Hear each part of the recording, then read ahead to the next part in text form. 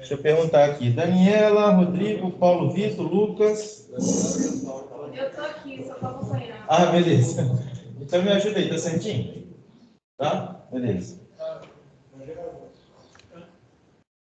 Turma, então vamos lá, gente. O tema da nossa aula de hoje é a imunidade humoral. E, na verdade, a imunidade humoral faz parte... Não está aparecendo slide, não? É só um minutinho.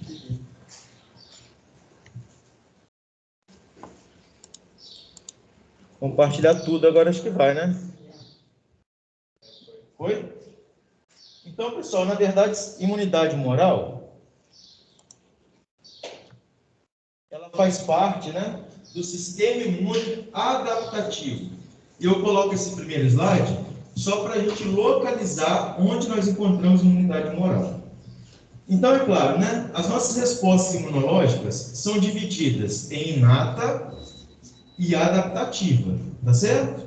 Sempre quando a gente tem o primeiro contato com o antígeno, aquele que a gente nunca encontrou, né, no passado, e está encontrando agora, a gente vai ativar o sistema imune inato, tá certo? E o inato, ele tem a capacidade de apresentar o antígeno para o adaptativo. Nós aprendemos isso lá atrás, ou com a Sabrina também, tá certo? Que temos células apresentadoras de antígeno. Elas fazem parte do sistema imune inato. Só que através das moléculas de MHC, apresenta para os linfócitos. Sendo assim, os linfócitos agora já criam respostas específicas e direcionadas para aquele antígeno propriamente dito. Tá certo? E se a gente fosse aprofundar ainda mais a especificidade, teríamos que falar dos epítopos, que eu acredito que a Sabrina também deve ter conversado com vocês. Tá certo? Então, assim, né? Quando chega nessa resposta adaptativa específica, ela ainda é dividida em duas. Uma, que é a chamada celular, e outra que é chamada inata. Inata, desculpa, gente, humoral, perdão, viajei aqui, hein? Uma celular e a outra humoral, me perdoe. E essa humoral tem como os mediadores da resposta os famosíssimos anticorpos, as imunoglobulinas. Tá certo?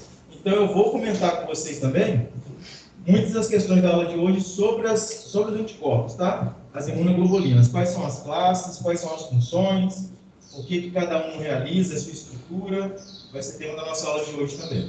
Então eu coloquei aqui, gente, só para localizar onde se encontra a resposta imune humoral. Tudo certo? Até aqui alguma dúvida, pessoal? Não? E só para abrir um parêntese aqui, né? Pela lógica que eu passei para vocês, por esse fluxo, né? A gente tem que botar um asterisco aí na história, porque os linfócitos B de bola, aqueles que são realmente, né, produtores dos anticorpos, eles também podem apresentar antígenos numa resposta secundária. Então a gente vai estudar também que a resposta imune humoral, ela tem a primária e tem a secundária, tá certo? Quando nós tomamos a vacina, de qualquer que seja a vacina, né? Vamos botar aqui na Covid. Na primeira dose, dependeu-se dos macrófagos ou células dendríticas para fagocitar o vírus inativado ou morto e ativar o linfócito T. Depois o T apresentou para o B e o B produziu os anticorpos. Pelo menos a gente espera que seja isso, né? Esperamos que seja isso. E na segunda dose? Na segunda dose já não se faz necessário os macrófagos, porque os linfócitos B já conseguirão reconhecer aquele antígeno, tá certo? E aí eles podem apresentar para o T e o T ativar mais ainda o B. Então, nesse caso, a resposta secundária, ela se torna mais abrupta, né? Mais exacerbada, tá certo? Aí a eficácia da vacina se torna maior, enfim. Aí tem essas discussões que vai durar ainda muito tempo, né? Não sabe ao certo ainda, tá bem? Então vamos lá, turma. Só mais uma vez, né? Para alinhar aqui o que se trata de resposta imune humoral. Eu trouxe do livro, que é um livro de referência da imunologia, tá certo? Que é o Abbas, essa imagem está lá. E ele traz para a gente o seguinte, eu peço que vocês tomem um pouco de cuidado, tá bem? Os livros trazem para a gente, pessoal, a seguinte informação, ó. A imunidade mediada por célula, eu vou ter contra micro-organismos fagocitados nos macrófagos, contra micro-organismos intracelulares, e aí vai mostrar a relação dos linfócitos T atuando, ou para ativar mais macrófago, ou para ser CD8, citotóxico. Tá certo? Aí a imunidade moral, o que ele fala? Aquilo que eu disse a vocês lá dos anticorpos. Mas o que eu peço de cuidado? Respostas imunológicas contra os vírus. Tem produção de anticorpos? O que vocês acham? Resposta imunológica contra os vírus, que são intracelulares. A gente tem produção de anticorpo? Se, por exemplo, o indivíduo, tá? For infectado pelo vírus HIV, a gente vai falar o seguinte, deu soro positivo naquele indivíduo lá. O que significa o soro positivo? Presença de anticorpos no soro, não é assim? Então, significa que as infecções virais também têm produção de anticorpos. Só, galera, a gente vai discutir numa aula futura, que é a resposta imunológica aos micro-organismos, que a gente parte do princípio qual resposta é efetora, qual resposta é eficaz. Tá certo? Qual é a resposta que realmente busca matar aquele micro-organismo? Aí, neste caso, os livros trazem para a gente essa questão, tá bem? Se eu quero matar uma célula infectada por vírus, o ideal é que você tenha o quê? O CD8 citotóxico. Mas não podemos esquecer que a imunidade moral também está envolvida nas respostas virais. Tudo certo? Eu também tenho produção de anticorpos contra infecções virais. Só que é aquilo, né? O anticorpo só vai ser funcional para neutralizar o vírus quando ele estiver fora da célula, porque depois que entrou já era. Tudo bem? Os anticorpos não são, vamos dizer assim, permeáveis à membrana plasmática das células, não entram dentro da membrana. Tá certo, turma? Professor, Oi? como é que você neutraliza ele se ele está inativado fora da célula? O vírus? Não, neutralizar ao ponto dele não conseguir se ligar ao receptor em uma célula hospedeira, entendeu? Porque quando a gente toma vacina, o que a gente quer é isso. Aí os anticorpos funcionam. Porque antes que o vírus encontre a célula receptora, os anticorpos neutralizam ele. Entendeu o que eu estou falando? Entre aspas, vamos botar uma camisa de força nesse caboclo aí que está doido. Entre aspas, brincando, tá? Antes que ele encontre o receptor, porque se ele encontrar, aí já era, vai passar e vai fazer o ciclo viral lá dentro. Nesse caso, o anticorpo já não atua mais. O que é eficaz é a resposta imune mediada por célula, TCD8, citotóxico. Tá certo? Linfócito B sempre vai ser resposta moral? Linfócito B sempre é resposta imune moral, sempre. O protagonista da resposta imune moral é o linfócito B. Tá certo?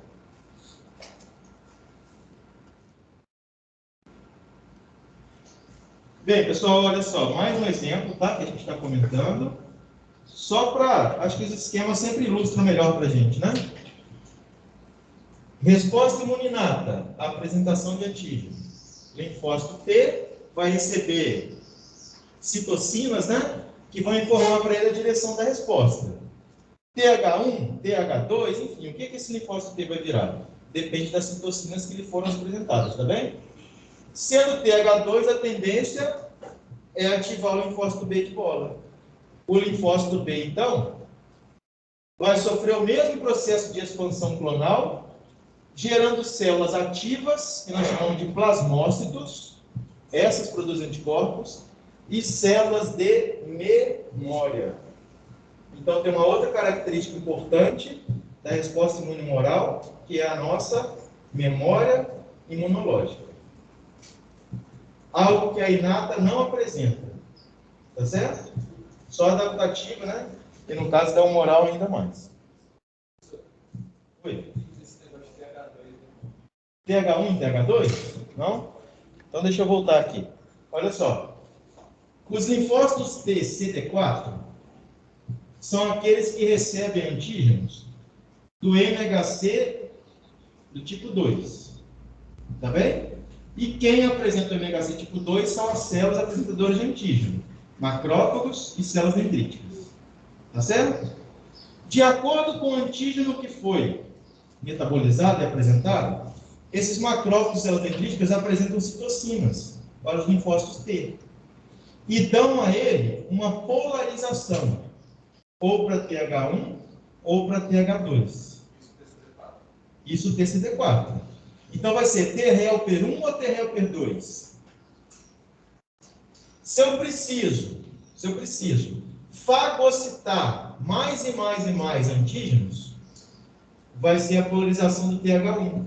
Ele vai fazer parte, né, dessa resposta de reativar mais macrófagos. Então eu sou um macrófago, apresento para vocês, libero citocinas, por exemplo, pró-inflamatórias, vocês vão devolver informação para eu ativar mais e mais e fagocitar ainda mais micro-organismos. Esse é o TH1. Tá certo? Agora, se, por exemplo, o antígeno, né, metabolizado foi apresentado com MHC de classe 2 e as citocinas liberadas não polarizaram com a TH1, aí está precisando, então, de resposta do tipo TH2, que o sentido dela é ativar o linfócito B para liberar anticorpos. Então eu tenho que atuar em opsonização, eu tenho que atuar em neutralização e assim por diante. Tá bem? Digo. Então, o linfócito B, dessa função que você está falando aí, eu preciso de uma macrófago presente no antígeno do linfócito T antes. TCD4 antes, depois do T para o B. O linfócito B, se não acontecer, ele nunca vai ser ativado. Depende do tipo de antígeno. Vou chegar lá. Tem antígeno que já vai direto dele, então. Tem antígeno. Deixa eu pegar esse ponto aqui que a gente já conversa, né? Ele está perguntando o seguinte aqui na frente, pessoal, olha só. Esse processo que eu estou conversando com vocês, né? TCD é macrófago, TCD4 e linfócito B. Sempre vai ser assim? O B só vai ser ativado com o linfócito TCD4? Não. Tá certo? Porque nós temos antígenos chamados de T-dependentes. Olha lá, hein? T-dependentes. Depende do linfócito T. E nós temos antígenos chamados T-independentes. Não depende do linfócito T. O que determina isso? Muitas das vezes é a característica da substância daquela molécula antigênica. Antígenos proteicos são ótimos imunógenos. Então, eles seguem todos os caminhos. Macrófago, apresentação, TCD4, linfócito B. Então, antígenos proteicos costumam ser o quê? T-dependentes. Agora, antígenos lipídicos e polissacarídeos costumam ser T-independentes. Não precisa do linfócito T. O B já consegue reconhecer. Tá certo? Mas a gente pensando no contexto, né, de resposta imune, as proteínas que ativam praticamente tudo são as mais imunógenas possíveis. Tá certo? Aquelas que ativam com maior intensidade a resposta imunológica. Tudo bem, turma? Sim? Só para a gente reforçar aqui, tá? Proteína spike. Não é que a gente está querendo lá trazer anticorpos contra ela? A cápsula viral, né? Não tem proteínas. E a proteína S spike é o que está do Covid-19.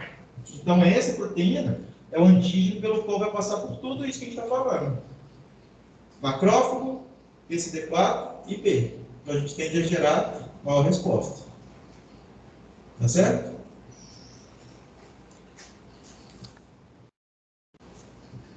Bem, pessoal, então olha lá. A imunidade humoral, ela apresenta várias propriedades, né? A primeira delas é o seguinte: é desejável que ela seja desencadeada por antígenos exógenos. É desejável por quê? Porque se for por antígenos endógenos, a gente vai desenvolver a autoimunidade, que é um assunto também para os próximos encontros nossos, tá certo? Então, a resposta imunológica a gente deseja que ela seja desencadeada por antígenos exógenos, né? Ela apresenta especificidade antigênica. Se eu gero uma resposta humoral para o antígeno X, eu só vou ter resposta contra o X. Se eu tiver contato com Y, ou eu crio outra resposta, eu vou ter doença Y. Se eu tenho contato com W, ou eu crio outra resposta, ou eu vou ter doença W. E assim por diante, tá? Ela é específica.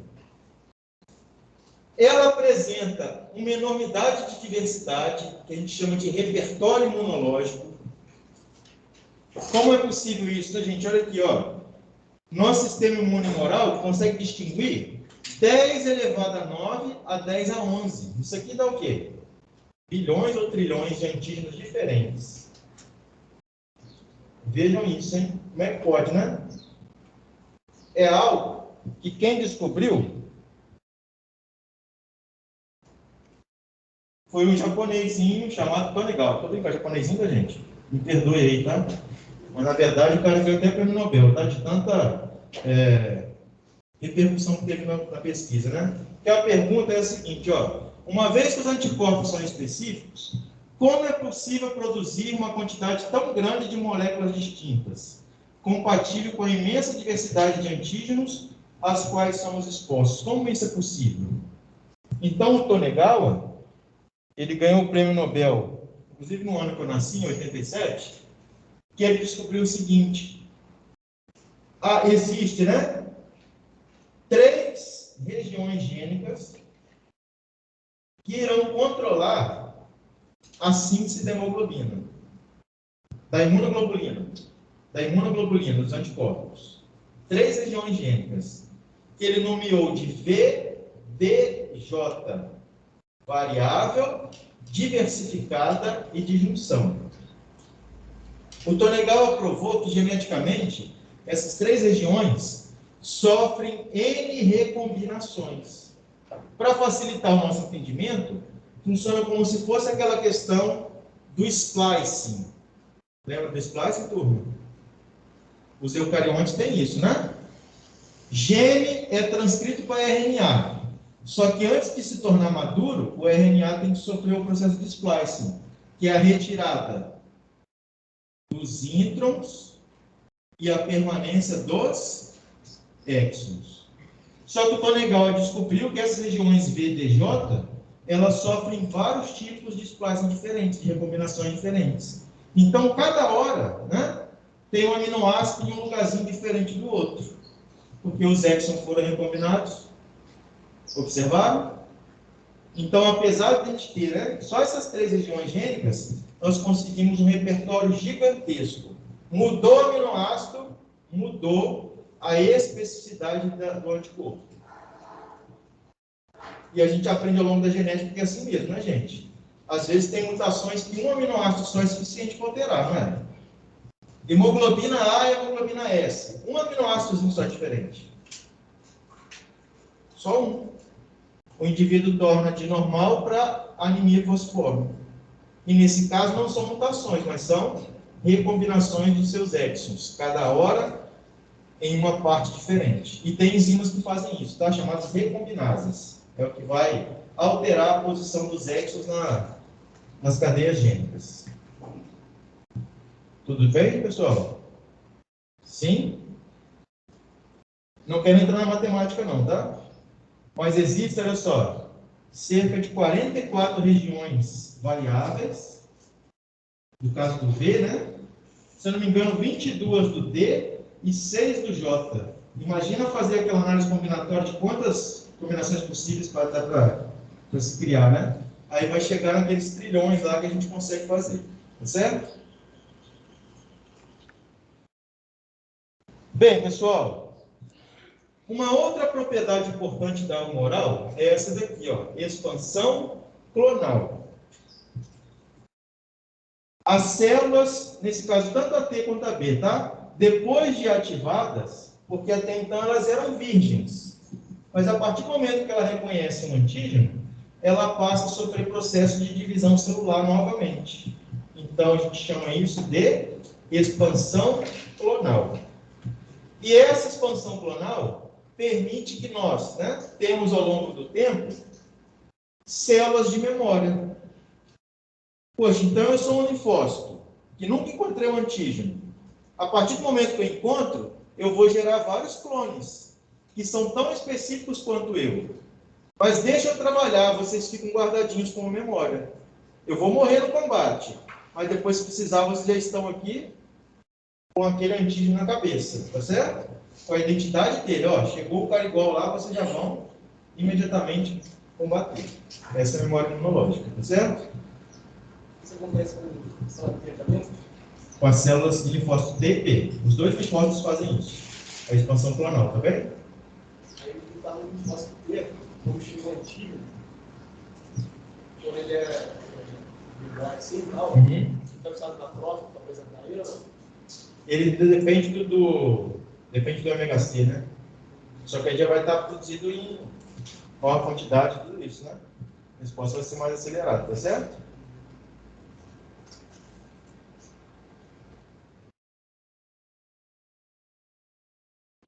Olha aqui o exemplo da expansão clonal, pessoal. Tem os linfócitos virgens, né? A partir do momento que o encontro respectivo a ele sofre a expansão clonal. Tá certo? Aqui está bem ilustradinho, né?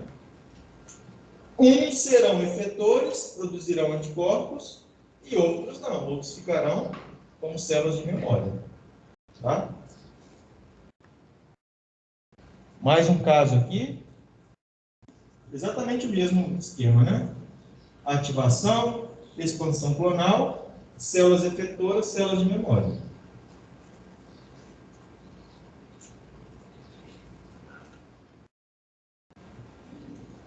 Oi. A única diferença da célula virgem que vai ser o antigo para combater, da célula de memória que vai combater uma vez antes, é o tempo de resposta, a diferença. Entendeu? A diferença entre células efetoras e células de memória? Não, é a célula virgem. A virgem e a memória. Uhum. A célula virgem também vai no antígeno para atacar ele. A célula virgem, beleza? A memória também, quer saber se a diferença é uma diferença no tempo de resposta. Na verdade, o linfócito T não atua diretamente, né? Mas é o tempo de resposta que ele vai ser bem mais rápido que o que foi encontrado pela primeira vez, entendeu? Não tem que depender daquele encontro, daquela, vamos dizer assim, a ligação mesmo, né, da célula apresentadora para encontrar o linfócito T correspondente. Não vai depender disso que vai estar pronto. Tá certo? Nos nossos tecidos chamados de malte, associado à mucosa, já vai ter algumas células de memória lá. Tá? Pessoal, então, seguindo aqui o nosso caminho, né? Nós podemos agora falar dos anticorpos. Acho que a gente detalhou bastante lá a questão da resposta, né? E agora a gente vai falar das moléculas efetoras, vamos dizer assim. Então, os anticorpos são moléculas glicoproteicas, né, produzidas pelos plasmócitos, que são os linfócitos B efetores, não é assim? E por ser proteína, quando a gente pede lá do paciente, por algum motivo, né, a eletroforese de proteína, vai se revelar uma porção gama-globulina. Então a gente tem albumina, né? Alfa-globulina, beta-globulina e gama-globulina. Nessa região da eletroforese está concentrado os anticorpos. Por esse motivo, nós chamamos também os anticorpos de imunoglobulinas ou gama-globulinas. É tudo sinônimo, tá certo? Se tratando de siglas, a gente costuma fazer AC, A maiúsculo, C minúsculo, anticorpos, ou melhorando ainda mais, I maiúsculo e G minúsculo, as imunoglobulinas. Os que vocês vão mais, vamos dizer assim, né, ter convívio são com essas siglas chamadas IgGs, tá certo? I maiúsculo e G minúsculo. Elas representam 20% das proteínas do plasma, perde para a albumina, claro, né, que é a albumina mais abundante, e caracteriza então a resposta imunomoral. Vamos continuar. Essa é a estrutura básica de um anticorpo, de uma imunoglobulina. Cada anticorpo, na sua estrutura básica, apresenta 4 cadeias de aminoácidos. Duas cadeias de alto peso molecular, por isso são chamadas de cadeias pesadas, e duas de baixo peso molecular, por isso são chamadas de cadeias leves. Essas cadeias são ligadas por pontes de enxofre, pontes de sulfeto, tá? Que liga a cadeia leve, representada aqui pela cor amarela, menor molécula, menor peso molecular, não é assim? E as outras duas maiores, que são as cadeias pesadas.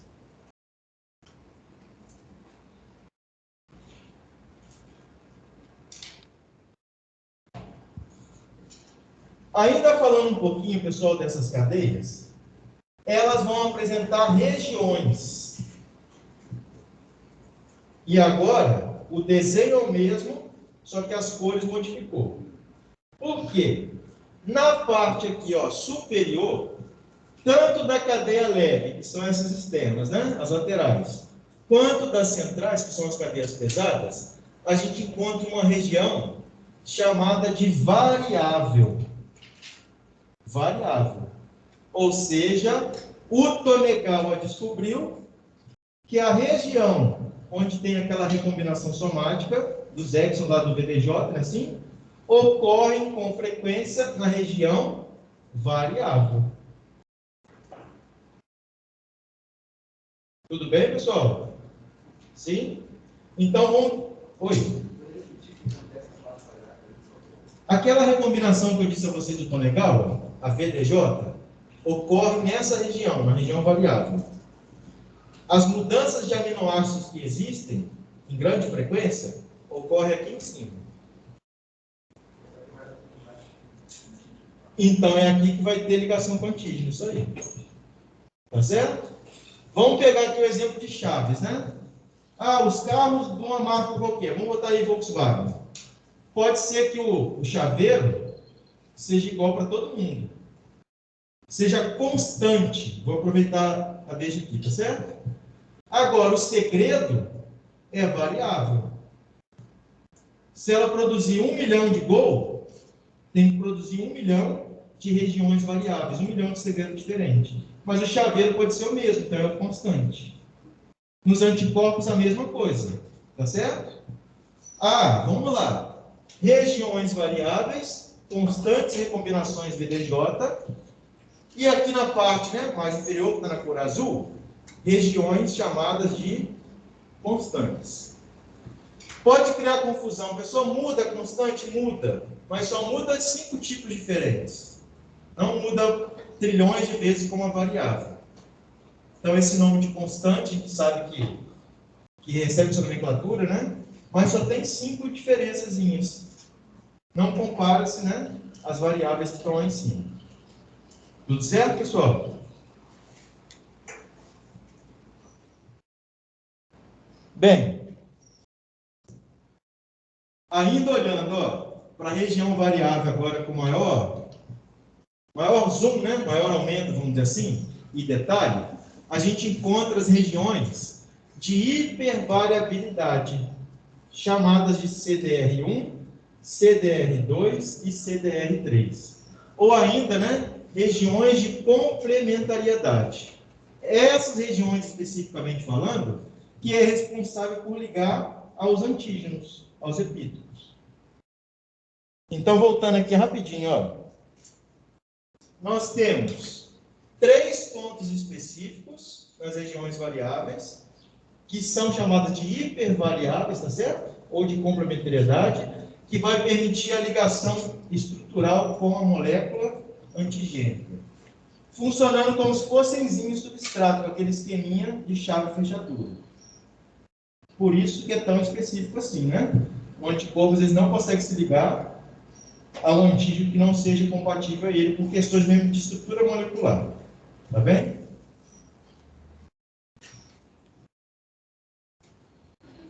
Oi. Pode ser o que você falou agora? Tem 3 regiões de G? Dentro da variável, só voltando aqui, ó. Dentro dessas regiões variáveis, existe ainda 3 locais específicos, chamados de regiões de hipervariabilidade, que são justamente responsáveis por ligar ao antígeno. Cada negócio vermelho teria 3. Em cada negocinho vermelho daquele ali teria 3, isso aí. Em cada regiãozinha vermelha dessa.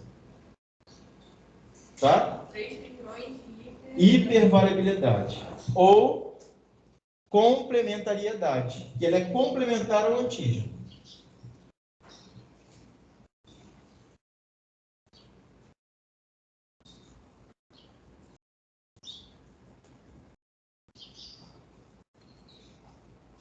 Tudo bem até aqui? Sim? E sobre a região constante, né? O que a gente tem como conceito dela? Apesar de receber esse nome, eu disse a vocês, né? Ela apresenta 5 mudanças, 5 modificações na sequência de aminoácidos. E essas mudanças determinam o tipo de anticorpo, a classe, o isótipo. Então, os mamíferos, de forma geral, nós estamos incluídos neles, né? Apresentamos, então, 5 tipos de anticorpos diferentes. As classes diferentes. É graças, olha lá, à região constante da cadeia pesada, que fique claro para vocês, que a gente vai poder ter anticorpos do tipo G, se a cadeia pesada, né, for a gama, do tipo M, se a cadeia pesada for a Mi, alfa, se for o tipo GA, né, o D, se for o delta, e o S, se for o epsilon. São esses 5 tipos de anticorpos que os mamíferos apresentam. Então, voltando aqui rapidinho, só considerando a pesada, por favor, tá? Só a pesada central aqui. A gente tem 5 mudanças de sequência de aminoácido, que representam o tipo gama, alfa, mi, delta e epsilon. Com isso, a gente tem GG, IgM, IgA, IgD e IgM. Tá certo? O que a gente aprendeu até agora, então, hein? Regiões variáveis. Tem 3 pontos específicos, hipervariabilidade, que está responsável por ligar o antígeno. Constante da pesada, o tipo de anticorpo, IgG, IgA e assim por diante. Então, por exemplo, esse anticorpo aqui seria um anticorpo específico contra o antígeno vermelho. Se eu pintasse aqui de verde em cima, seria um anticorpo específico ao antígeno verde. Só que do mesmo tipo, porque continuou sendo azulzinha aqui embaixo. Então, se for, por exemplo, IgG, é IgG anti-vermelho, IgG anti-verde, assim por diante. A classe permaneceu a mesma, só que a especificidade mudou. Tudo certo? Então, eu posso ter IgG anti um monte de coisa, IgM anti um monte de coisa, assim por diante. Mas só fico nessa assim. Tá certo? Oi? A cadeia leve, ela também tem 2 tipos diferentes. O tipo capa e lambda. Tá certo? Que pode estar associado às outras da cadeia pesada. Só que em termos de funcionalidade, não exerce influência.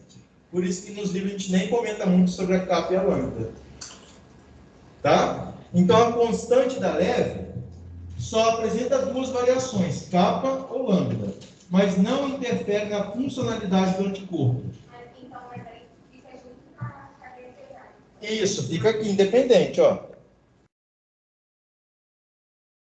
Exemplo, IgG, capa, faz a mesma coisa que o IgG lambda faz. Tranquilo? A cadeia constante da leve não exerce influência sobre a funcionalidade do anticorpo, e sim a constante da pesada. Então eu tenho que entender o que o IgG faz, o que o M faz, o A, o E e o D. Tá certo?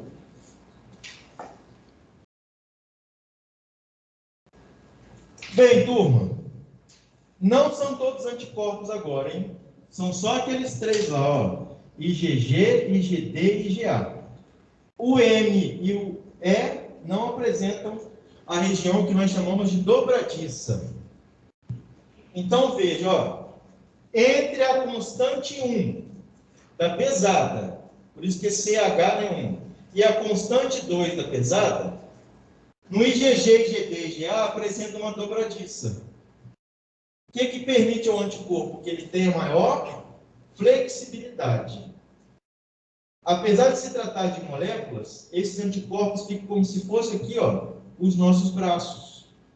Porque ele tem, entre aspas, né, uma dobradiça, uma articulaçãozinha. Então, beleza, você é um antígeno, eu consigo ligar aqui. Se ele é um antígeno, eu também consigo ligar. Se ele foge para cá, olha lá, meu braço vai, meu braço dobra. Tá certo? Então, exerce maior flexibilidade. Os outros não, o M e o E, eles são, desculpa, né? As regiões deles são fixas. Tá certo? Se a molécula está aqui, só vai ficar aqui. Tudo bem?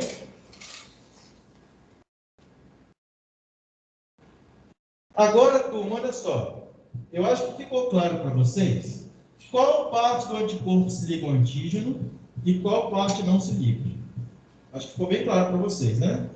Só que até se descobrir isso, demorou-se tempo. Tá certo? E aí, o experimento que foi feito para essa descoberta foi experimento por enzimas proteolíticas.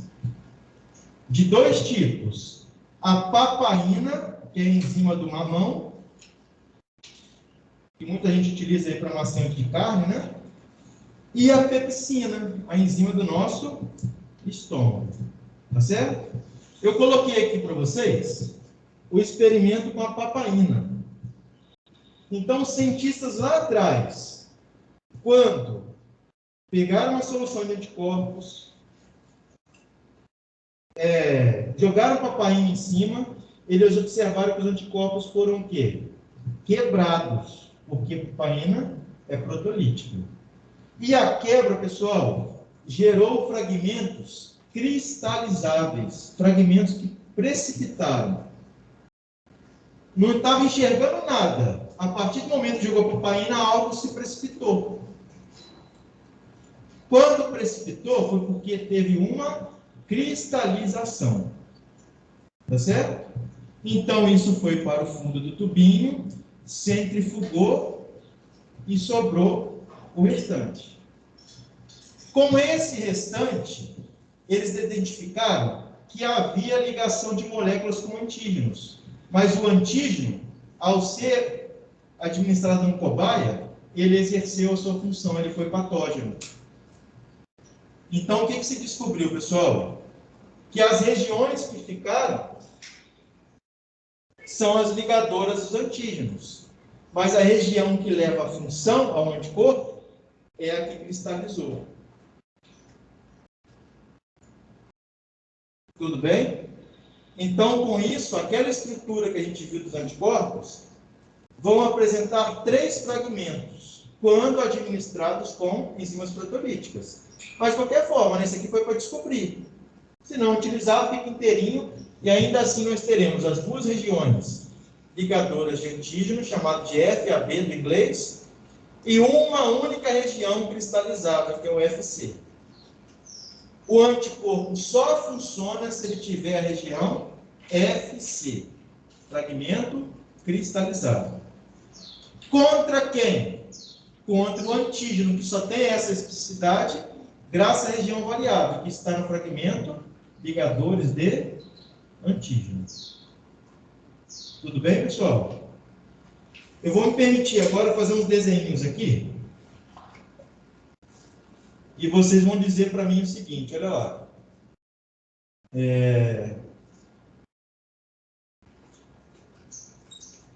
Mastócito. Coloquei aqui uma célula do nosso sistema imune.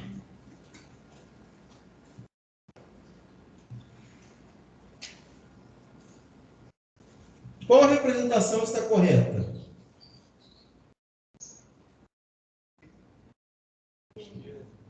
Da esquerda ou da direita? Qual que está correta? Vou fazer uma outra representação aqui, tá? Vou fazer uma outra, ó. Bactéria. Faltou o IA aqui, mas tudo bem. Outra bactéria aqui.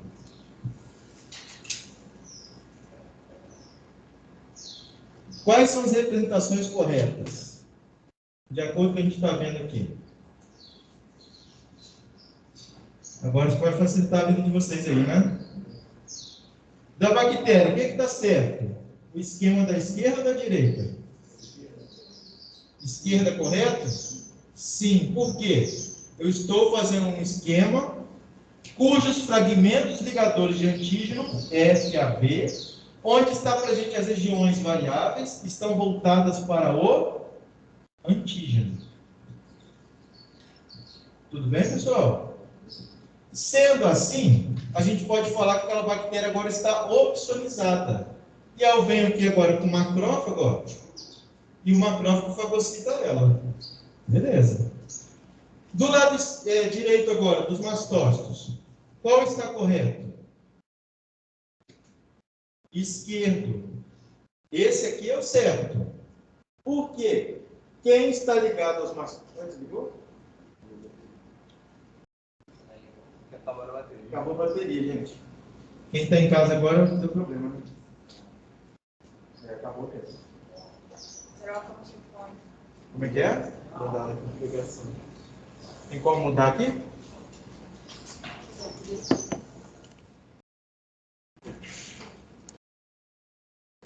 Não, é três pontinhos. Configuração de aí é do microfone. Microfone? Acho que é o último. Esse aqui? Não, esse era o que é. Já tá, né? É o esse aqui. Será que é o primeiro? Será? Não? Tá ouvindo aí? Quem está em casa está ouvindo, gente?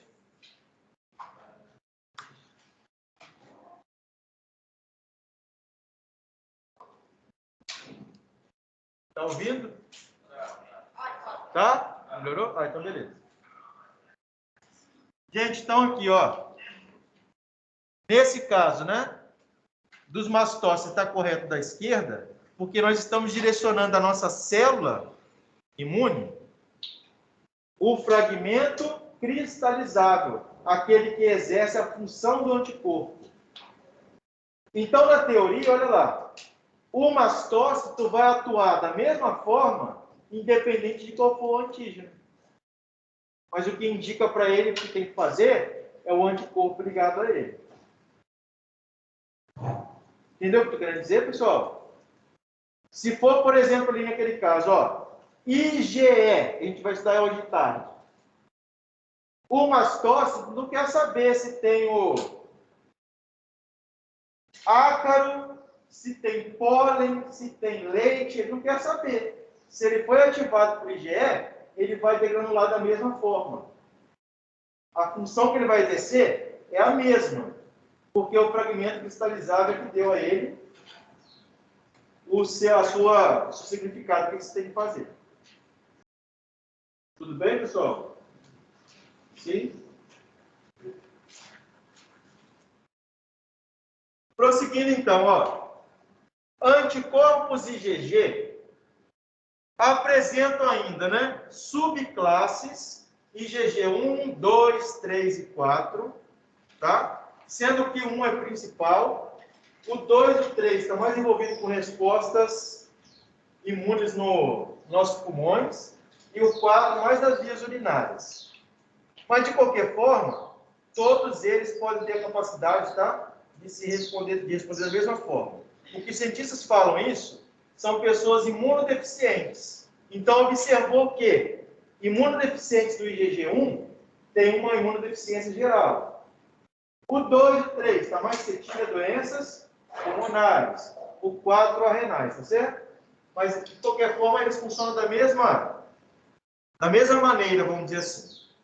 Então, o IgG apresenta-se na forma de monômeros, aquela estrutura que a gente aprendeu é de um IgG, é o mais abundante no soro. É o que está presente em maior quantidade na parte líquida do nosso sangue. Ele é o único transplacentário. E o que eu falo para vocês então, pessoal? IgG de grávida, de gestante, não tem como mais esquecer isso então. Tá certo? Ainda no útero da nossa mãe, a gente recebe imunidade oriunda dela, graças aos anticorpos do tipo IgG, que são transplacentários. Tudo bem, turma? Sim? Então, vou fazer uma pergunta agora a vocês, hein? Os pediatras aí, tá certo? Uma gestante teve toxoplasmose durante a gravidez. O filho nasce. O IgG dele deu positivo contra a toxoplasmose. O IgM e os outros anticorpos deram negativos. O que a gente pensa sobre o caso? Aqueles anticorpos são anticorpos maternos? Pode ser. Será que deu tempo do bebê produzir o anticorpo próprio? Não sei, estou na dúvida. Então, o que eu faço? Repito o exame depois de um tempo. Tudo bem, pessoal? Outro caso agora, hein? IgG positivo. IgM também positivo. Qual a conclusão que eu chego? Que o bebê teve contato com o antígeno. Porque o IgG poderia ser materno, mas o IgM é ele que formou. O IgM não atravessa a placenta. Então, é um IgM, um anticorpo próprio do recém-nascido. Tudo certo? Perguntinha que você vai fazer. Eu ia perguntar se o IgG que a mãe passou do neném pode combater caso ele tenha sido infectado. Sua pergunta foi interessante. Pode sim, tá certo? Tanto pode, que quando se estuda, né, o calendário vacinal, leva-se tudo isso em consideração. Por isso que tem vacinas que a gente toma logo quando nasce, outras meses depois, anos depois, assim por diante. Por quê? Porque a permanência do anticorpo materno pode influenciar na resposta própria do bebê. Então, no sentido que ela perguntou, mas o anticorpo materno protege o bebê? Protege. Exemplo da vacina. Tem vacinas que eu não posso tomar quando é recém-nascido. Vamos desconsiderar o efeito colateral da vacina, tá certo? Vamos pensar só nessa questão do anticorpo. Se eu tenho anticorpos maternos e tomo a vacina que aquele anticorpo combate, o anticorpo irá neutralizar antes do bebê desenvolver sua resposta imunológica. Então, ele não cria memória para ele. A vacina não vai ser nada eficaz. Respondi essa pergunta? Sim? Então, repetindo, hein? Grávida, gestante, não dá para esquecer mais. IgG é o único transplacentário. E trabalhando com doenças congênitas, a gente tem que ter aquilo em mente, hein? IgG positivo do bebê com IgM negativo, pode ou não pode ser, a gente fica na dúvida. Então, repete o exame, acompanha a sintomatologia, se vai aparecer ou não, e assim por diante. Tá bem? Ambos positivos, e então, se ele fez IgM é porque ele deve ter pego o antígeno, tá bem? Se tem sintoma ou não, é outro departamento, mas que teve contato, teve. IgG tem a função de ativação do sistema complemento, que vocês tiveram aula com o professor Santos, eu tenho certeza disso, através da via clássica de ativação. Toda vez que o IgG se liga ao antígeno, moléculas do complemento chamada de C1 podem ser ativadas. E aí gera todo aquele efeito cascata, né? Do sistema complemento. O IgG neutraliza toxinas e vírus, promove opsonização. Esse exemplo aqui que a gente está dando, o IgG está fazendo isso. Está botando aquela cobertura de bolo que eu brinco com vocês, né? Para fagocitar melhor. E ele também promove citotoxicidade dependente de anticorpo. chamada de ADCC. Macrófagos e natural killer pode destruir células que estejam marcadas com anticorpos IgG. Por isso que tem o nome aqui de citotoxicidade dependente de anticorpo. Tudo bem, turma? Nesse sentido aqui, eu tenho comigo que tudo na vida é imunidade, tá? E vai se mostrando que realmente é. Imunoterapia, olha que fantástico.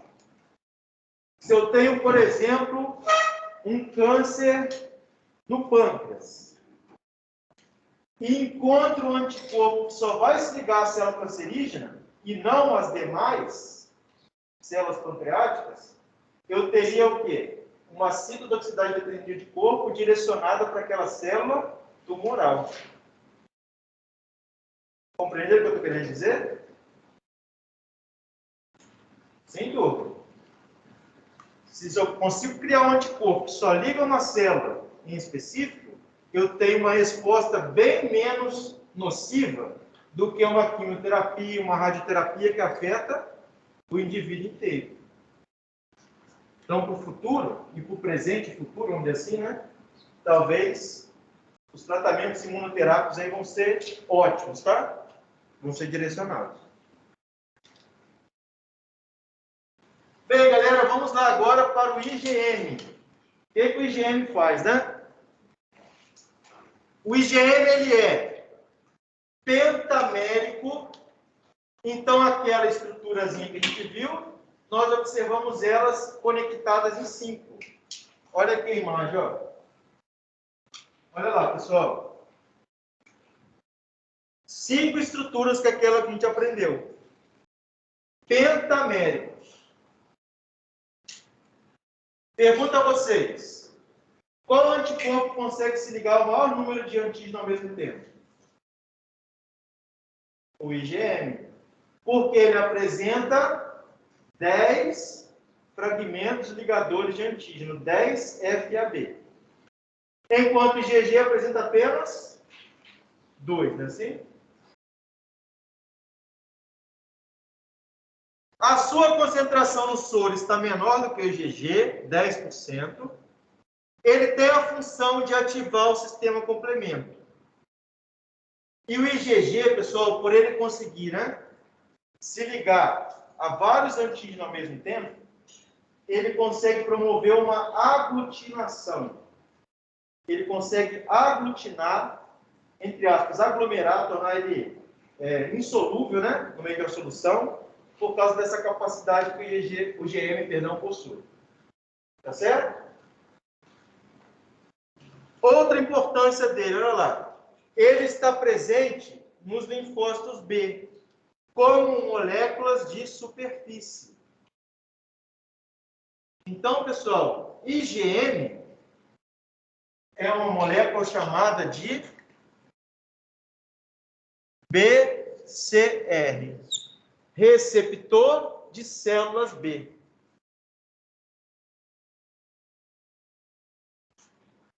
Linfócito B de bola, IgM, IgD. Olha aqui, ó.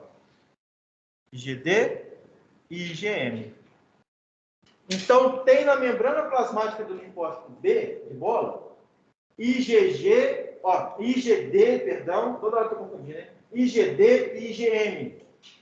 São receptores. Para quê? Para os antígenos.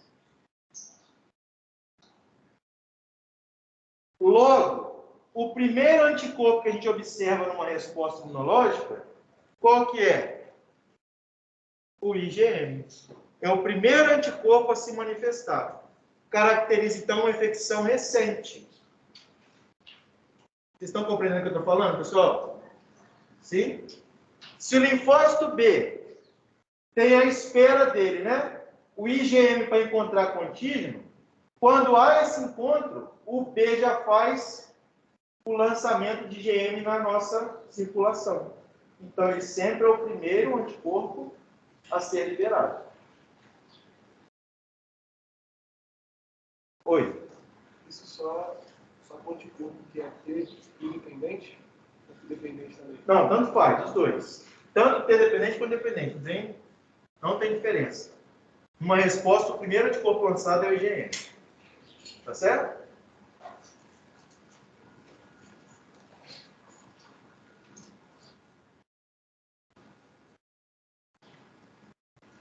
IgA, turma.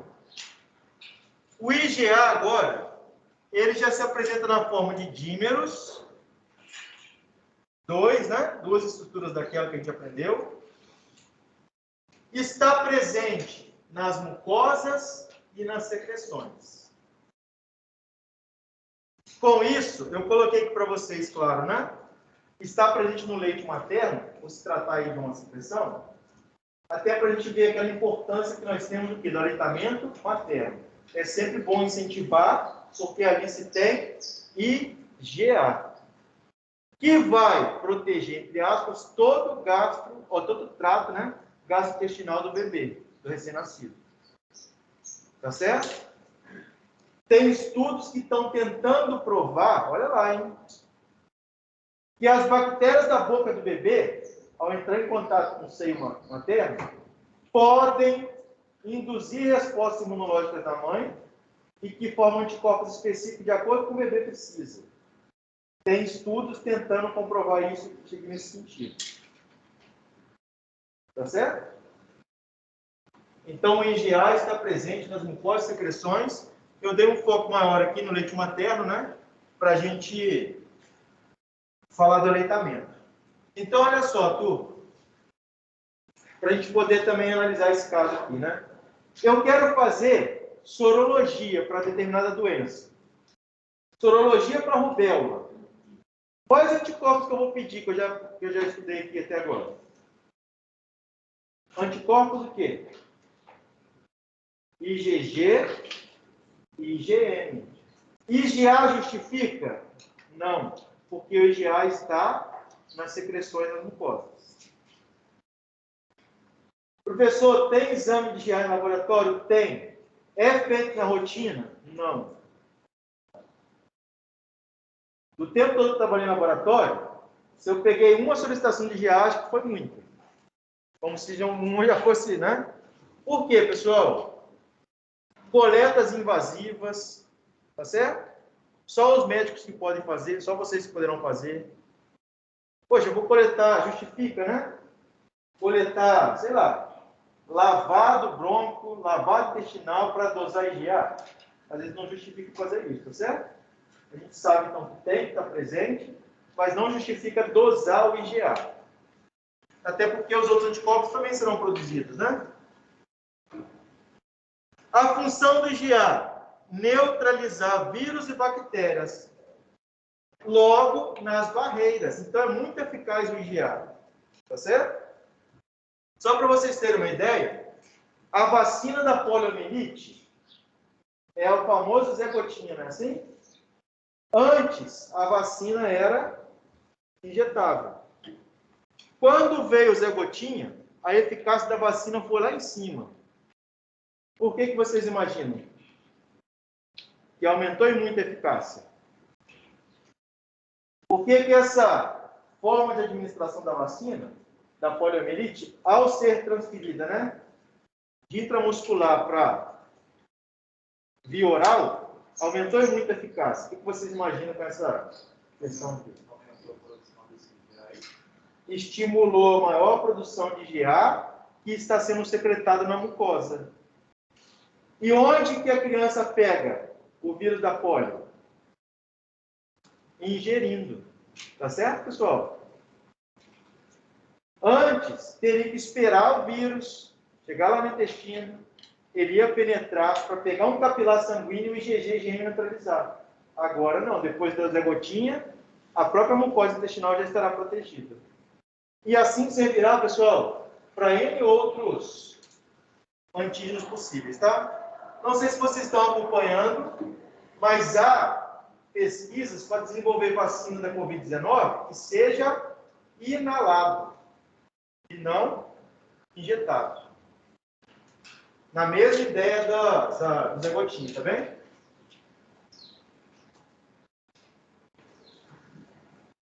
Então aqui a gente demonstra, né? que o IgA consegue atravessar uma célula e ser secretado, não permanece dentro dela, não é isso, hein? Mas ele consegue secretar e ir para a luz do órgão.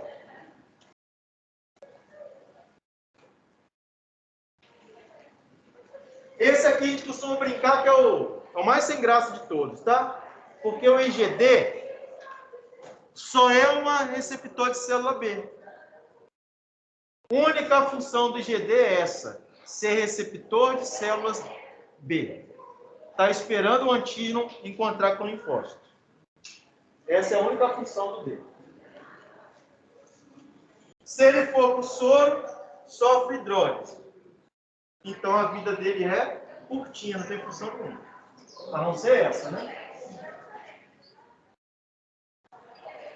O IgE,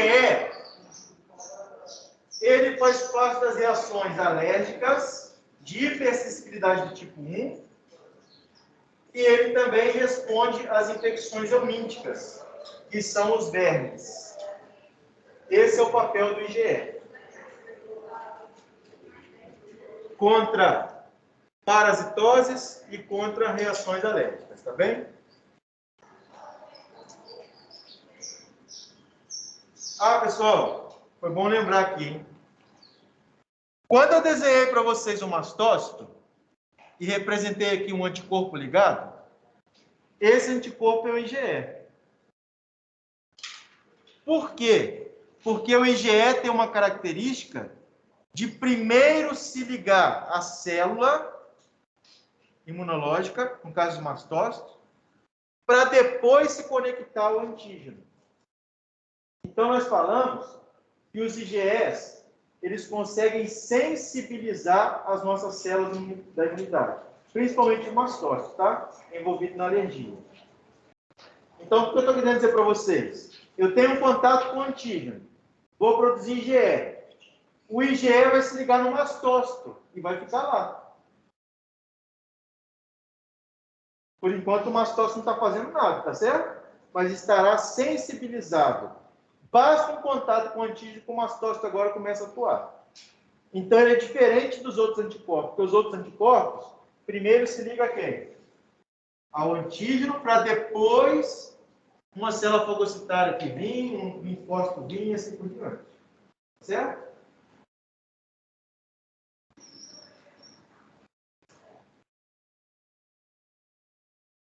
Aqui é só um resuminho da questão da estrutura, né?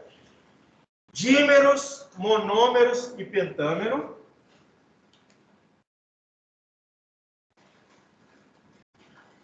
E aqui a gente observa o seguinte, turma, olha só. Aquele papo que a gente teve, né? Qual o primeiro tipo de anticorpo a ser liberado numa infecção? IgM.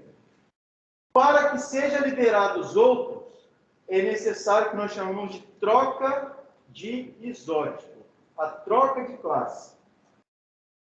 Ah, então isso explica o seguinte, que quando o linfócito B tem contato com o antígeno, a cadeia AMI já está sendo produzida, já está sendo expressa, porque o IgM é um receptor de célula B.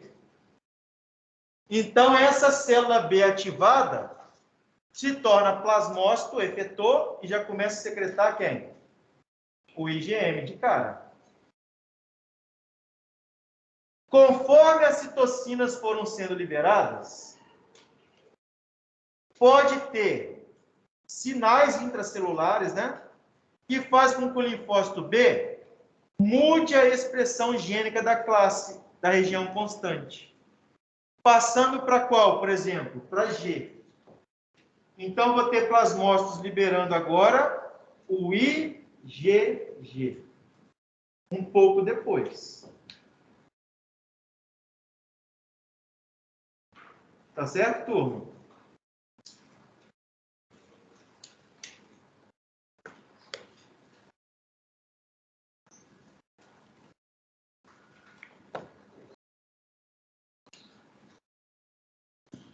Esse resultado aqui, ó, quase que a gente não encontra na prática, no dia a dia. Um resultado sorológico desse é muito complicado de encontrar.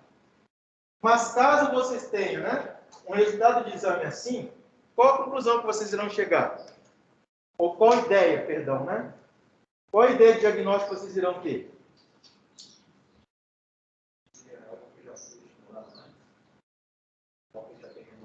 O sistema imunológico dele já foi estimulado. Será que é em relação à memória? Ou a infecção é bem recente ou a infecção é tardia? Por isso que está ativando a memória. O que vocês acham?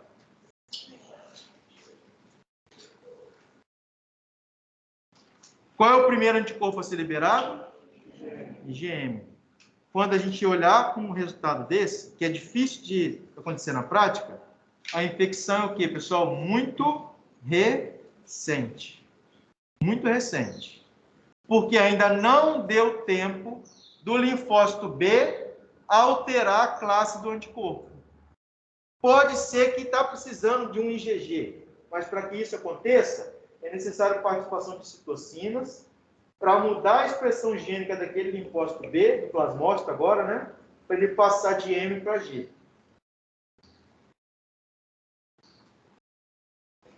Depois acontece isso.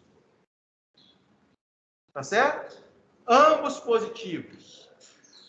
A lógica é que depois aconteça isso, ó. O IgM decai e o IgG permanece positivado. Até quando? Não sei. Depende da doença, tá certo? Existem doenças que a gente vai ficar com IgG quase que a vida inteira. E aí vocês aprendem ao longo do curso que tem doenças que a gente só pega uma vez, não é assim? Alguém já teve aí, por exemplo, é provável que não, porque estão vacinados, né? Sarampo, catapora, já teve? Pegou uma vez, é bem provável que você não vai pegar mais, não é assim? Porque esses anticorpos vão durar para o resto da vida. Agora, quem ficou gripado? Quantas vezes ficaram gripados? Covid-19.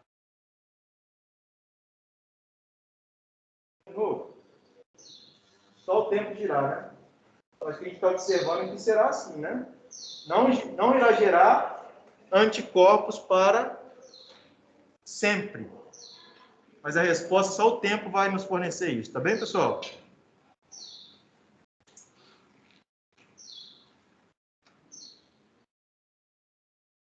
Turma, como o slide eu forneço para vocês, aqui está um resumo de tudo.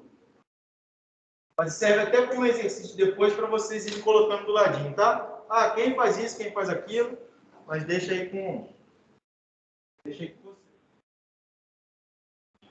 Olha só, pessoal, esse assunto eu vou passar um pouquinho rápido, porque a gente terá aula de imunodiagnóstico. E quando for imunodiagnóstico, eu volto a falar desse tipo de ligação, tá? Os anticorpos se ligam aos antígenos através de ligações não covalentes e que ao longo do tempo essas ligações vão ficando cada vez mais fortes, cada vez mais firmes, vamos dizer assim, né? Então a gente consegue explicar que quanto mais contato nós temos com o antígeno, mais eficaz vai ser a resposta imune humoral. Por quê? Porque as forças de atração entre as moléculas se tornam, a cada contato que a gente tem, maior. Essas forças são chamadas de afinidade e avidez. Então, pegando aqui o nosso gancho, hein? Anticorpos pouco ávidos, infecção recente. Anticorpos muito ávidos, com avidez muito alta, infecções tardias. Já teve contato muito tempo com aquele antígeno no corpo. Estou dizendo assim, né? Que a ligação de antígeno-anticorpo, existem forças estabelecidas ali. De afinidade e de avidez, tá certo? Quanto maior o tempo de contato, maior é a atração, maior a força da ligação. As moléculas vão se aprimorando naquela questão do encaixe estrutural. Isso vai acontecendo ao longo do tempo, tá certo? Então, eu disse a vocês que Anticorpos com baixa avidez, a infecção é recente.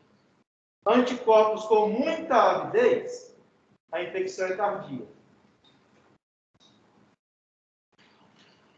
Tá certo? Vamos pegar, só para a gente ilustrar esse caso aqui, essa situação. Vamos pegar a situação aqui, ó. Toxoplasmose. A gestante pegou toxoplasmose por agora, em pouco tempo, nesse trimestre gestacional, ou já estava com a doença antes? Eu posso pedir, então, a avidez do IgM. Se a avidez estiver baixa, é provável que ela tenha pegado toxoplasmose nesse trimestre gestacional. Pode passar para o bebê com maior facilidade. Porque os protozoários estarão reproduzindo ainda. Ah, não, o IgM está com alta avidez. E então ela pegou antes de engravidar. A infecção já é um pouco mais tardia. Tá certo? Então essa força de ligação, né, determina o tempo onde foi produzido. IgM pode aglutinar, aquilo que eu disse a vocês, né? Juntar vários antígenos, formar um grumo. Isso acontece com as nossas hemácias em transplantes incompatíveis, né? IgM anti-imunoglobulina, anti-tipo A. Então, significa que se eu pego a hemácia A, passo para o indivíduo que é B, vai aglutinar tudo. É tipo coalhar o sangue do indivíduo, tá? Tá aqui. E tem também a questão da neutralização, né? Gente, para sintetizar o que nós falamos, hein? Neutralização. Então, vai impedir, por exemplo, que o micro-organismo entre na célula, né? Vai impedir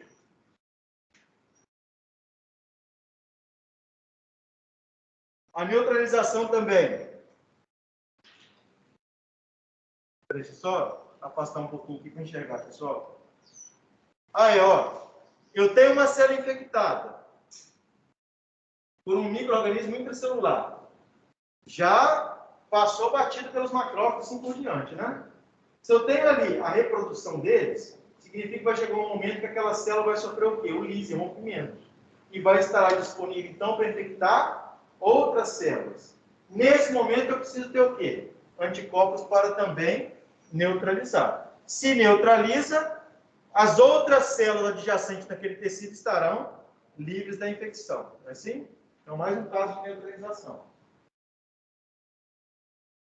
Neutraliza toxinas. Então, as toxinas não geram efeito, né, tóxico àquela célula.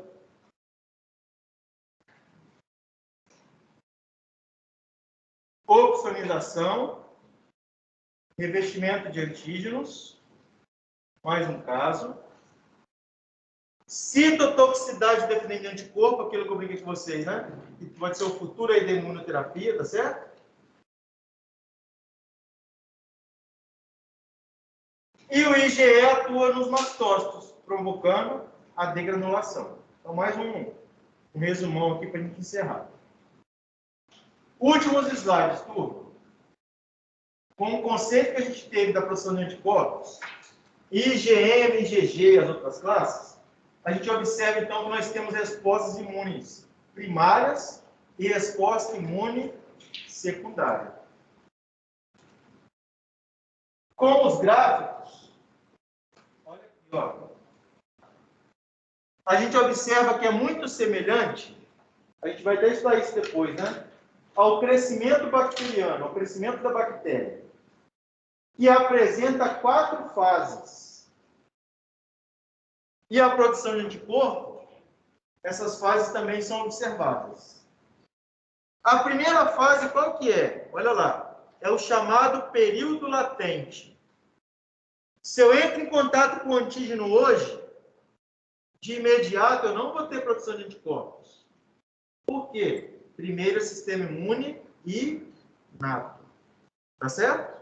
Ele que está atuando primeiro. Depois de alguns dias, é que eu vou iniciar a síntese de anticorpos. Sendo que o primeiro a subir, quem que é? O IgM. Então tem aquela velha história, né? Apresentei sintomas de uma doença. Fui no médico hoje. Se pedir anticorpo, talvez vai dar o quê? Negativo. Espera mais um pouquinho, porque você pode ainda estar no período de latência. Tudo bem, pessoal? Ah, eu apresentei febre. Por que eu estou tendo febre?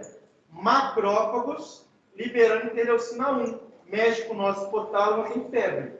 Mas será que eu já comecei a produzir anticorpo? É provável que não. Então vamos esperar mais um pouquinho para depois dosar os anticorpos. Tá certo? E o primeiro a subir, então, é o IgM. Beleza, pessoal. Passou um período maior, um pouquinho, alguns dias depois, o IgG também já começa a subir. Houve, então, o que nós falamos de troca de classe. O linfócito B conseguiu, através do estímulo de citocina, trocar do M para o G. Ou para o A, ou para o E, assim por diante. Estou comentando aqui do G, tá certo? Esse aumento na produção caracteriza-se a fase exponencial. Aumentando, aumentando, sintetizando, sintetizando. Os plasmócitos vão jogar anticorpo a rodo, né, no nosso organismo, tá certo? Tanto é que é detectado nos exames laboratoriais. Bem, atingimos então um ponto que é um platô aqui da produção.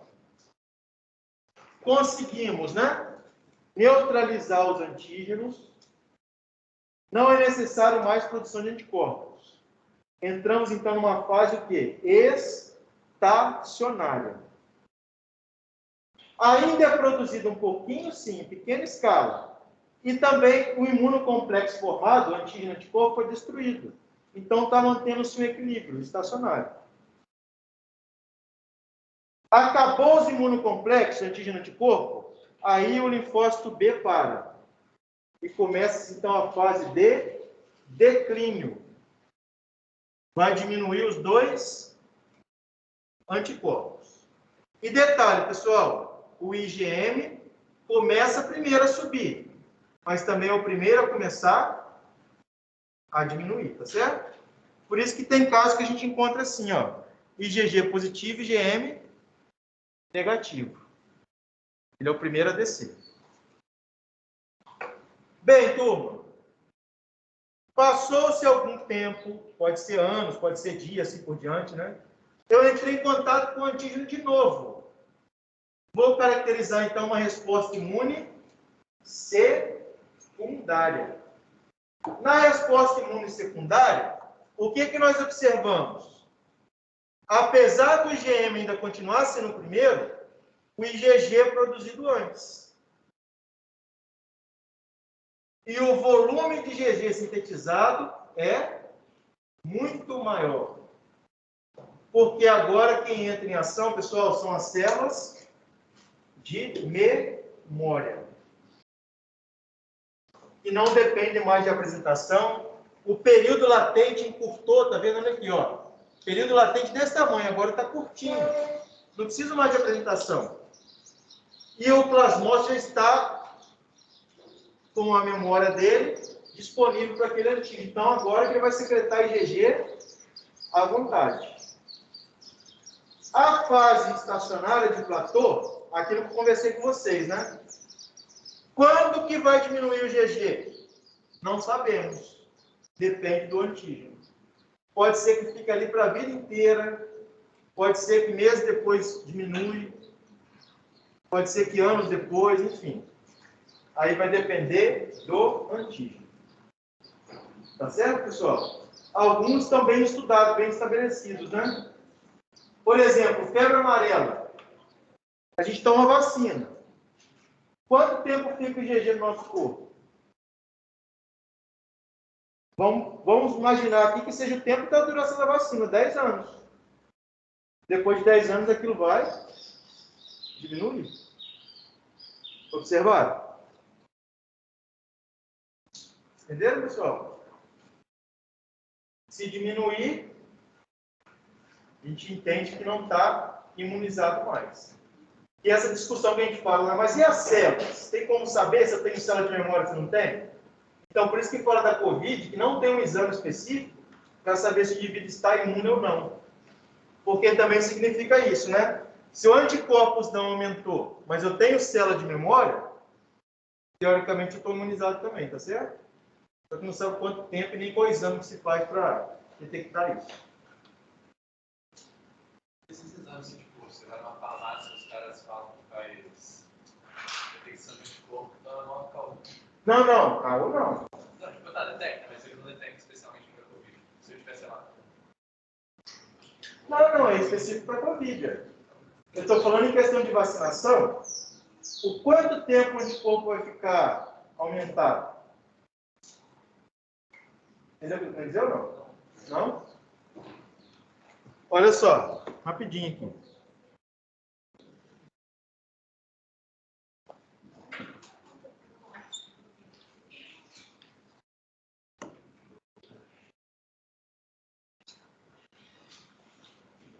Pessoal, só para tentar responder a pergunta dele, tá?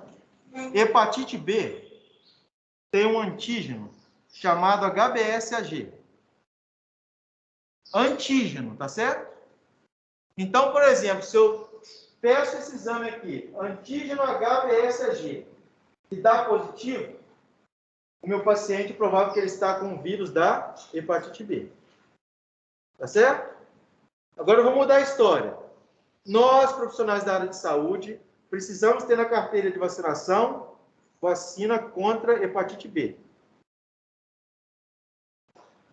Tomam lá as 3 doses, tá certo? E depois recomenda-se que a gente faça o exame de anti-HBs. O que é anti-HBs? É o anticorpo contra o HBsAg. Contra o antígeno HBs, tá entendendo? Se esse anticorpo aqui, depois das vacinações, estiver aumentado, significa que eu estou o quê? Imunizado. Entendeu o que eu estou querendo dizer? O controle de imunização para hepatite B é feito com antígeno HBs. Se tiver aumentado, é porque você tem anticorpo contra o vírus. Tá certo?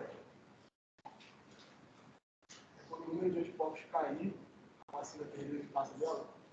Então, aí está a discussão. Se o anticorpo cair, pessoal, qual outro exame eu tenho para verificar se eu ainda tenho célula de memória? Não tem esse exame. Mas aí eu não necessariamente não estou imunizado. Não necessariamente você perdeu a imunidade, entendeu o que eu estou querendo dizer? Tem como saber, né? Não tem como saber qual célula de... identificar a célula de memória do nosso corpo, não tem como. Pode dar tipo um falso negativo. Posso dizer que Pode estar negativo, mas você tendo célula de memória, você ainda está imune. Por isso que é assim, né? Ah, então o pessoal da Covid está falando aí, tomou vacina, depois de um tempo não tem mais anticorpo. Está imune? Se tiver célula de memória, ainda está. Mas se não tiver mais? Para produzir anticorpo. Isso aí. Às vezes o anticorpo decaiu, mas a memória ainda está presente. Entendeu? Gente, as respostas da Covid ainda não... Eu falo assim que ninguém sabe nada ainda, né? Mas pelo que a gente observa, pessoas estão tomando vacina 2 doses. Vamos pegar aqui o famoso lá, né? O Tarcísio Meira, não é assim? Pela idade dele, ele tomou lá em fevereiro, março, por aí. E agora pegou Covid e faleceu. Vamos explicar isso. Ou a política misturada é tanta, não é isso? Eu estou falando política só de política, não é política do mundo inteiro, é todo mundo, né? Todo ser humano virou político, né? Ah, então é o seguinte, 50% de chance de você tomar a vacina e não pegar a doença. Não foi isso que falou para a gente lá no início? 70% de você apresentar sintomas leves, não é assim? E 100% que não morre, de jeito nenhum não morre. Está morrendo ele. Mas foi o que foi falado para a gente lá atrás. Entendeu o que eu quero dizer? Então, eles verificaram o período disso. Estão sugerindo o quê? Mais uma dose, terceira dose. E daqui a pouco vai sugerir que todo mundo tem que tomar vacina. Porque está acontecendo isso aqui, está decaindo, e é bem provável que no Tarcísio Meira não se gerou o quê? Células de memória nele. Se gerou, foi num período muito curto. E detalhe também, né, pessoal? Mutações virais, isso vai ocorrer com muita frequência, né?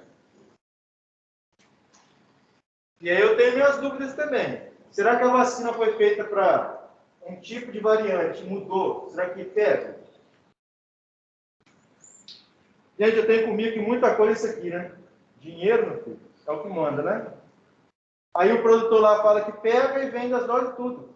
15 dólares uma dose, 30 dólares duas. Olha só.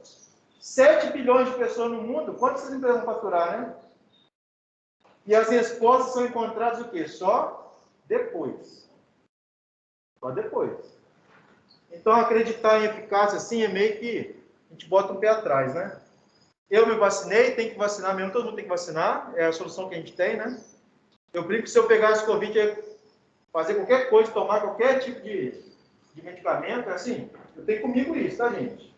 Estou entrando no mérito aí do que se faz, não, mas as respostas ainda estão meio que precisando ser encontradas. Mas a ciência foi muito eficaz ainda, né, restante tempo, né, gente? Vai ter que... Só o tempo dirá o que irá acontecer. Bom, então foi isso. Tudo certo? Vamos para o almoço agora, né? E de tarde a gente já tem mais, hein, gente? Churrasco? Quem me chamou aí, gente? Uma água também, né? Pode deixar. Aí, Arthur. Pessoal, vamos lá, ó. Alan. Presente. Beleza, Alan. Amanda. Ana Beatriz. Aurélio. Caio. Karina. Carolina. Cíntia. Cláudio. Presente. Cláudio online.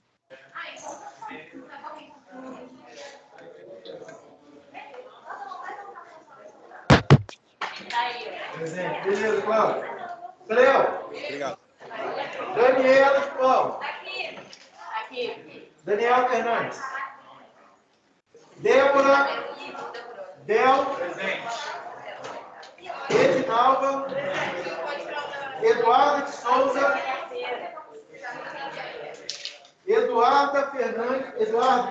Fernandes. Eduardo Martins. Presente, online. Felipe.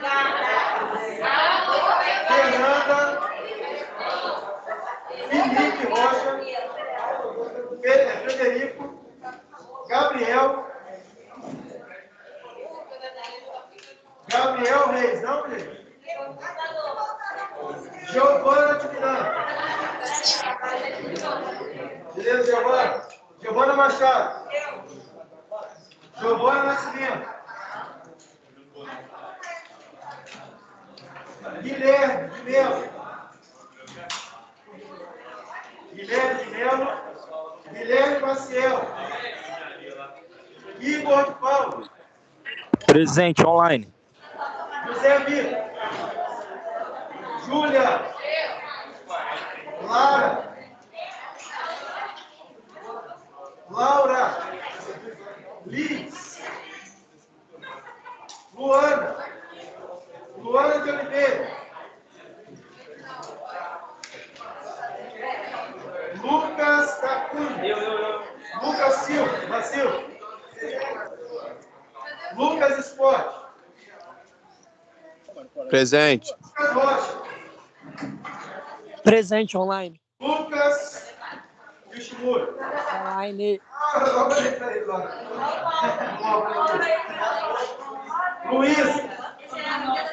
Luísa. Online. Aí, ó, tá online. Beleza, Luísa. Maíra. Maria Eduarda. Maria Vitória. Nathalie.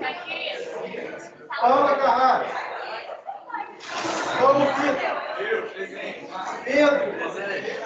Pedro Henrique. Rafael. Renan. Rodrigo. Presente, online. Online. E o William? William Reis? Não? Dois comentários só para deixar eu entendi. Pode, fala aí. Nesse último slide, você vai a resposta primária. Eu paro de gravar aqui.